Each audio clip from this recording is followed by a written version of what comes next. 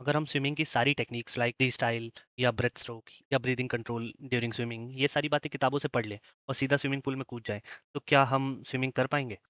शायद नहीं। और इनफैक्ट इस बात के भी पूरे चांसेस है कि शायद हम डूब जाएं।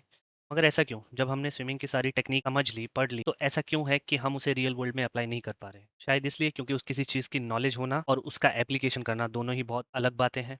और जब आप किसी चीज़ को सीखते हैं, तो आपको सिर्फ नॉलेज होने से कुछ नहीं होता। और यही डिफरेंस समझाती है हमें ब्लूम्स टेक्सोनोमी।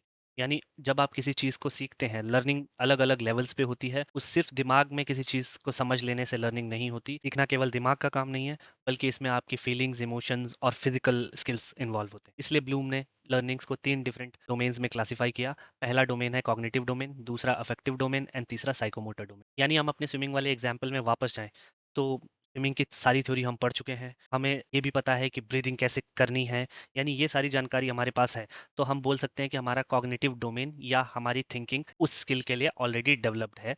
बट क्या हमारे अफेक्टिव या साइकोमोटर डोमेन ऑलरेडी डेवलप्ड है? यानी आप क्या फील करते हैं? इंपॉर्टेंट क्वेश्चन ये है कि क्या आप सच में मोटिवेटेड फील करते हैं कि नहीं स्विमिंग सीखने के लिए? आपका एटीट्यूड क्या है टुवर्ड स्विमिंग? अगर ये एटीट्यूड पॉजिटिव है, आप इनहेरेंटली मोटिवेटेड हैं, तो आपका अफेक्टिव कंपोनेंट भी ऑलरेडी डेवलप्ड है। और इसके बाद आता है साइकोमोटर डोमेन, जहाँ पर फिर देखा जाएगा कि क्या आपके फिजिकल टेक्निक्स स्विमिंग्स के लिए ऑलरेडी डेवलप्ड हैं कि नहीं।